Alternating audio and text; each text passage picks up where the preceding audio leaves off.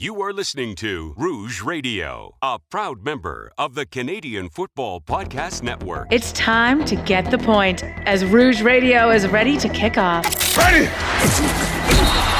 The best football talk with the best in the business. So what is the cost? You have 2 first-round picks this year because the Argos were dumb enough to trade for Drew Willie. A few rookies. We go directly to the on-field product. We welcome to the show the 20th overall pick in this past Sunday's CFL draft, DeAndre Wright of the Alouettes. DeAndre, welcome to the show. Thank you, guys. Thank you for having me. And the occasional Hall of Famer. Please welcome Doug Brown, who is one of the members of the current class of 2016 in the CFL Hall of Fame. Doug, thanks for joining us today. Oh, thank you guys for the kind words and for having me on the program. Rouge Radio is on the air. Here's your hosts, Robert Dalton and Tony Allen. Welcome back to another edition of the Rouge Radio podcast powered by the Canadian Football Podcast Network. This is episode 555. Again, this podcast is sponsored by the good people over at Manscaped. Tell them the boys at Rouge Radio sent you by entering the promo code Rouge at manscaped.com. Then you would get 20% off your order plus free worldwide shipping. Go to Manscaped. Your balls will thank you. My name is Robert Dalton, as the intro said, and of course I'm joined with Mr. Tony Allen, who is day a lot away in Red Deer, but at least he's at least he gets to dress up in Star Wars character. At least in the I've seen some social media posts, so I think you've had some kind of fun. No, there's a Star Wars show that the guy who's I told you about last week. I'm staying. He put me onto this Star Wars show a while ago called The Acolyte, and I never watched it. I never thought about watching it. But he really pushed The Acolyte, Star Wars The Acolyte, and I watched it, and honestly, after Rogue One and then The Mandalorian, The Acolyte is the best thing Disney has put out for Star Wars. It's an amazing show, and it takes place at the peak of Jedi greatness, so it shows a little bit of how the Jedi can be bad too. It's a good show, and what I like about it, real quick, I won't make this too long about Star Wars, but if you want to watch it, basically there's a bad event that happens. It involves Jedi, another group of people who I won't spoil it. If you're a big Star Wars fan, if I told you it would spoil it. If you're casual, it wouldn't mean anyways, so it doesn't matter. So the Jedi, another group, and a tragic moment. And you have to figure out during the show what happened on that fateful day. And then eventually in this third last episode, it shows you what happened that day. And it's mind-blowing. And then it's got a character called the Stranger, who is basically, he is everything that people who want Darth Maul to be is. So Darth Maul is probably one of the lamest, worst characters in Star Wars history.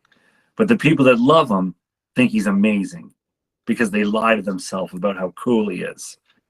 The Stranger from Acolyte is what Darth Maul fans think Darth Maul is, but actually is. There, that's how. But it's great. Acolyte. The story is, my profile picture on Facebook now is this mask of the Stranger that my cosplay friend made, and it's brilliant. It looks just like it, and so I had to wear it. But trust me, he knows. But I show him the pictures, so he knows that I'm not in here messing around with stuff. But it's pretty awesome. My favorite is I'm not a Star Wars fan myself. I've seen a few of the movies. I haven't gotten into any, but that new series, it hasn't just come out. It's been out for about a couple months. The Acolyte? Yeah. It's older now for sure. So if it's you're a couple years old, if you're a hardcore fan, you probably have seen it now. So there's no spoilers that you have just given out, right? By the way, we probably should have warned our listeners, the casual listeners or the viewers, that sorry. I'll tell you right now, The Acolyte is better than the Mandalorian and Grogu movie. So that was disappointing, but that's a whole other podcast. That I don't know if that means nothing to me, I guess. We've had some, I will say, some big news on a personal level. You and I had some baked goods delivered to our house since the last podcast. I don't know if a friend of the show, Dave, is trying to win us over to become Saskatchewan Roughrider fans, or if he Never was happened. I would never do that. Ever. There's no documented proof in history that I'd ever do that. The S in Saskatchewan doesn't. I'll go as far as saying the S in Saskatchewan on the logo, it does not stand for suck. It now stands for sugar cookies. That's as far as I'll go. But much appreciated. It was funny because he told me that, or he told us that they taste a lot better coming out of the freezer. So naturally, I did put them in the freezer. But out of sight, out of mind, I completely forgot until the day after. I'm like, yeah, you know what? I'm gonna just have one. And then the wife put them in the pantry, and I think the kids have had the majority of them. So they're looking to at least get the recipe that he displayed. I didn't give them to my teenager yet, but she's interested in baking, just like your kid. Yeah. Anything else? My daughter texted me that there's probably not going to be any cookies when I get home, so I will not get to experience these wonderful cookies. Well, you know what? You've got the recipe now. You can make them. Yeah. But I know as it was kind of like a tongue in cheek, but I like the idea of, someone baking them. Proceeds go to the CFL Fans Fight Cancer, and the other half just goes to me and you drinking. I don't know how your liver is. My liver is still relatively innocent. I can go for a night out of binging. Yeah. Last week, oh my God, it's a last week. 9 teams in 9 weeks as we focus on the Saskatchewan Roughriders. Next week is when we talk about real life football, not this preseason crap. Have you checked out any of the preseason games? I know that in the Red Deer you're kind of you're busy working. I'm watching bits and pieces of them. I wish I could say I've gotten into them, but I've also haven't been motivated to watch either of them. I track the scores just to see what's going down, but that's about it. My favorite is watching social media or the games via social media, and you get a good idea to what kind of fans people are. The person who is probably going to be training camp fodder or cut during the final days, there are fans that are like going to be upset that they were cut because, well, they put up good stats against a bunch of backups. And there's going to be some people who didn't have good stats that people are going to be upset. Hey, why did he make the team? Well, because there's a reason coaches coach and fans are just fans. But that's my all-time favorite. I'm looking forward to the final cutdown day when social media will just like go through the roof and whatnot. That's the best thing about social media too, is they will lose it on anything. Like the schedule will get released, and my God, the results of that schedule, like, wow,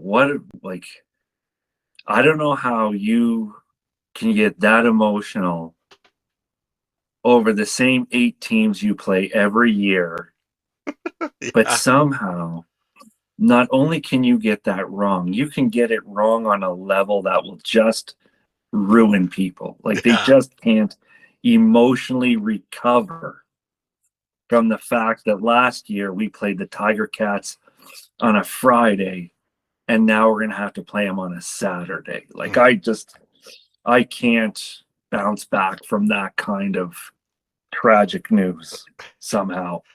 Yeah, it's always, social media can turn on anybody. Like for for 5 years, people were calling Randy Ambrosie the worst commissioner ever. And he retires or he resigns, and in comes Stuart Johnson. And people are now like just clamoring for Randy Ambrosie. It's like, hey, remember that time that you didn't do anything and you were almost invisible? Yeah, we like that now. Yeah. Last, anything you want to add before we go into the reason everybody's all here to talk about the Saskatchewan Roughriders?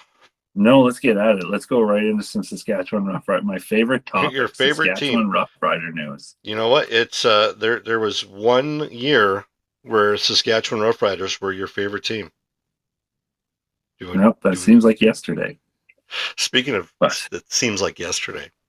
I completely forgot that it's been a while since I went to the dentist.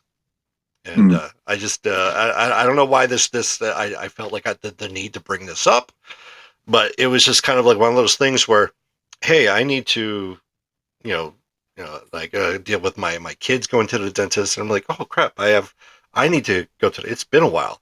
Yeah, it's been 7 years. COVID really messed things up.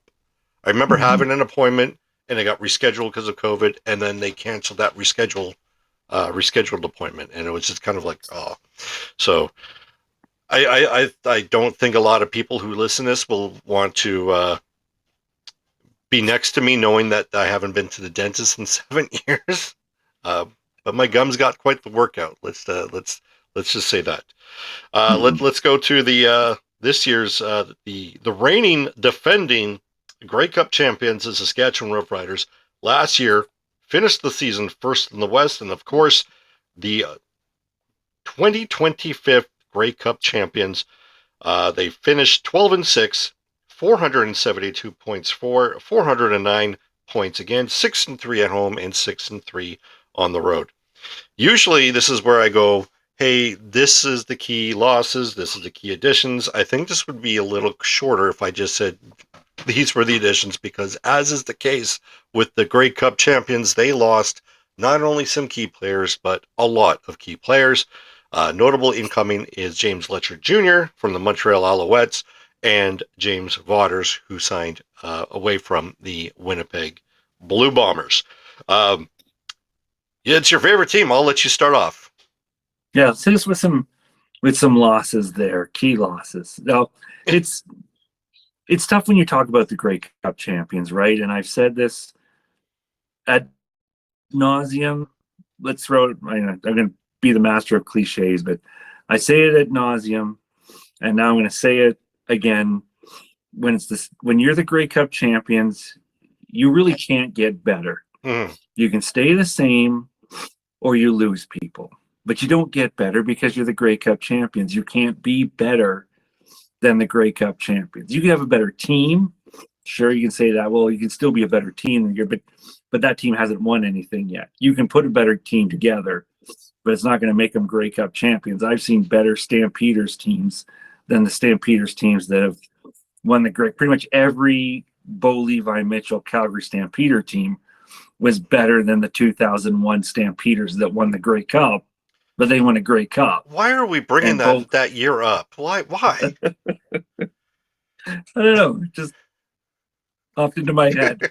You're right, random. But there's no reason. There's completely random. But you know what I'm saying? So if someone wants to argue that, the Stampede or the Riders added more pieces, you'd have a good argument. I'm not going to argue it.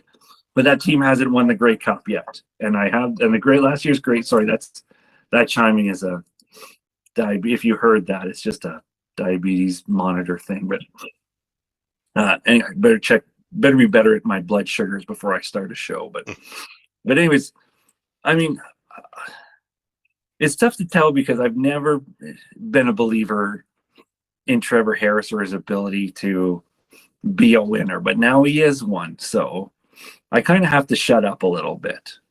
I don't have a history of learning not to shut up when I should, but I should probably at least try. Maybe as I get ready to hit 50 this year, that I should learn to be more humble and take my lumps when I get them. But I mean, I had this Rough Rider team being just garbage last year, and the opposite happened. So, I mean, I'm sure there's a lot of Riders fans out there that are begging me to pick them to be a 2-17 team, 2-16 team, or something like that, and just so they'll be awesome again. But I don't know. Time will tell, because going back and winning Grey Cups back to back is damn near impossible. It's what made Winnipeg's achievement so outstanding, because they won them 2 years in a row, and they kept going back and they couldn't win them. Montreal, the number of Grey Cups they went to, and I think they had your back to backs. I'll do it to the Riders fans. 2009 and 2010. There now they'll angry. I'm bringing up all these horrible Grey Cup dates. Oh, we're okay with that. We're okay with that one. We're okay with. Okay, but you know what? So it's tough. Yeah. I don't see this suddenly becoming a regular thing. I don't know if I'm gonna throw out there and anoint them back-to-back Grey Cup champions. I think it's going to be very difficult for them to do that. And there was times too where I wasn't 100% sold on them being able to win the Grey Cup as it was, but as the season went along, they did look fairly strong.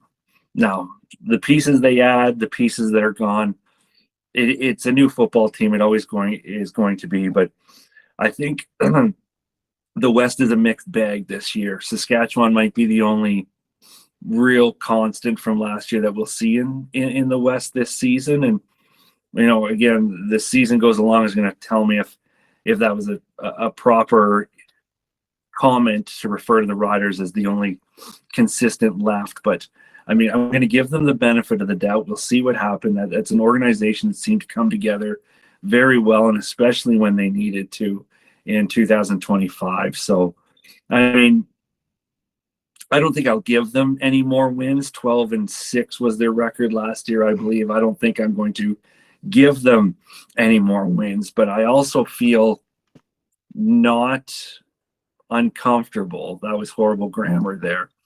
I also don't feel too horrible about, bringing them down to an 11-7 record, or even a 10-8 record. I think would be a realistic angle to take with these Rough Riders until we see if this team can come together or be anything that they were last year. Yeah, I think you kind of nailed it, and I think going back to history is probably something that we should be revisiting, because when we're looking at teams coming off the Grey Cup, they become I'm looking at teams who have been good for a long period of time. We're looking at your Winnipegs, your Calgary Stampeders, and of course the Montreal Alouettes. And every time that they lose a bunch of players, we always come to the prediction of, all right, now's the year that they just fall down. It took Calgary moving on from Bo Levi Mitchell before they kind of tailed off, and then they moved on from Jake Mayer. It took a while for Montreal to get back to relevancy.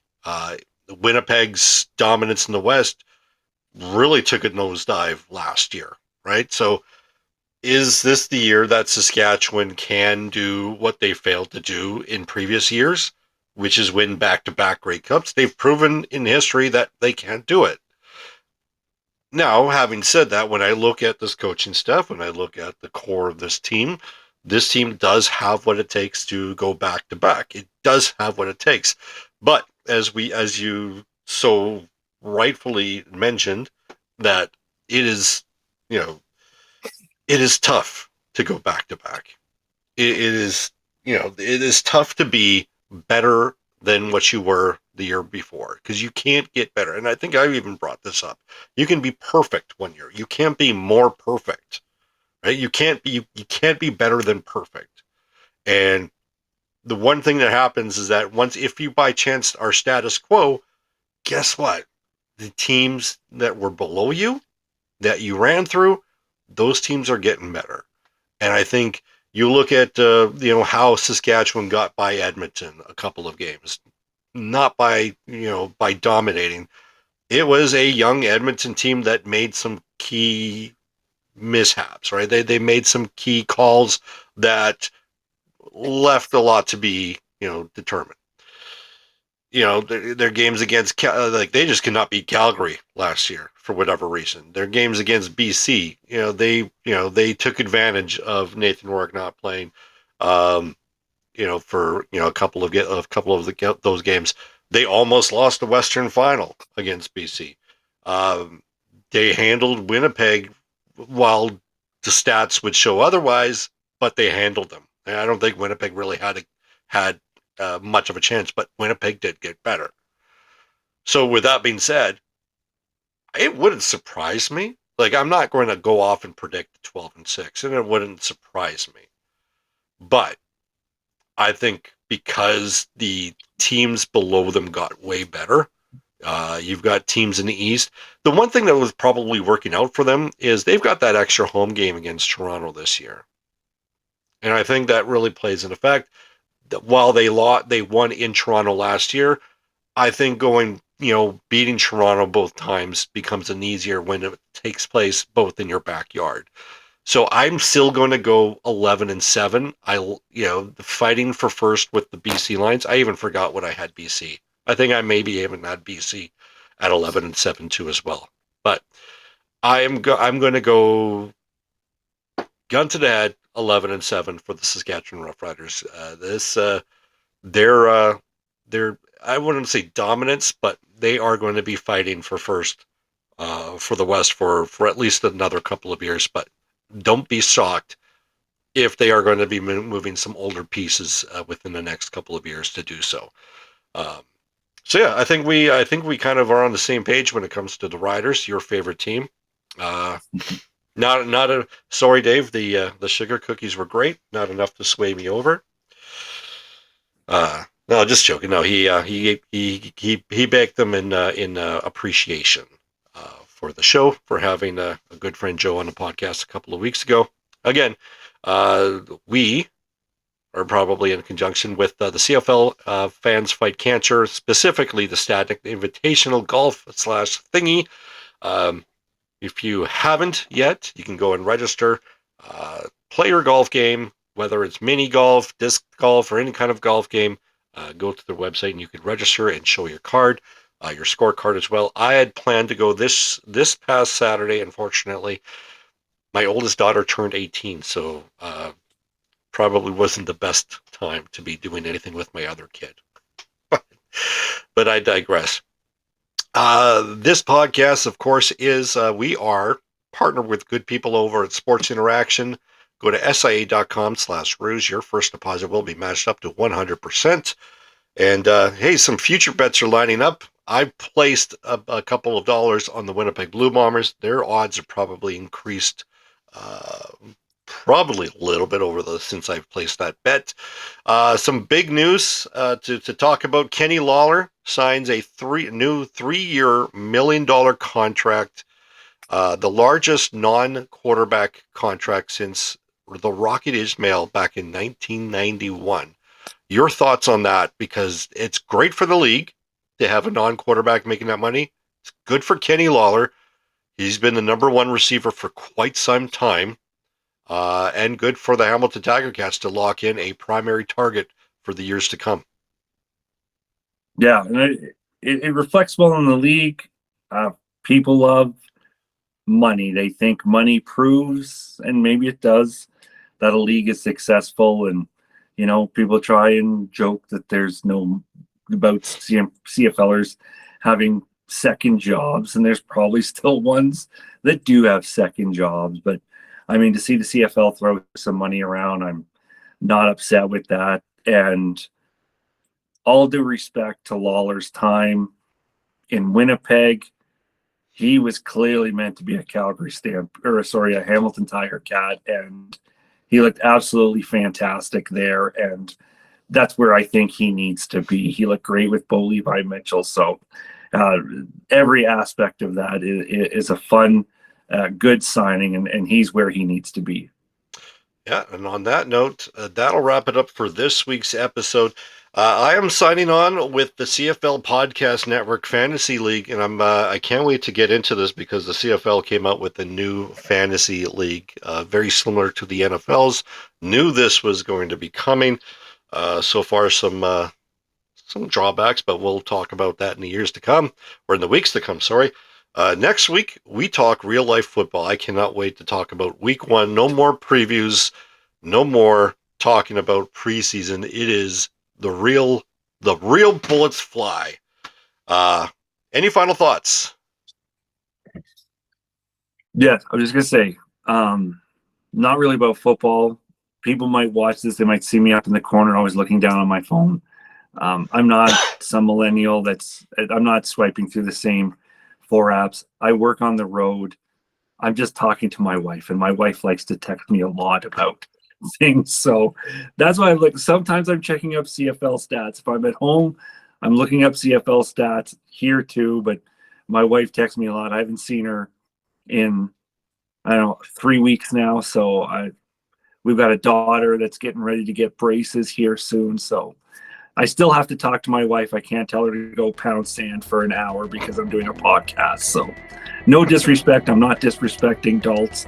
If you're watching, it's like, guys even pay attention to what Daltz is saying. But I've also been with my wife for 30 years, so I am good at still listening while not looking at my partner. So he can even test. Yes, I can. Yeah. On that note, I cannot wait for next week. Tony, I'm Daltz. Thanks for listening. We'll see you next week. Thanks for listening. Find more great shows like this at CF Pod Network on Twitter.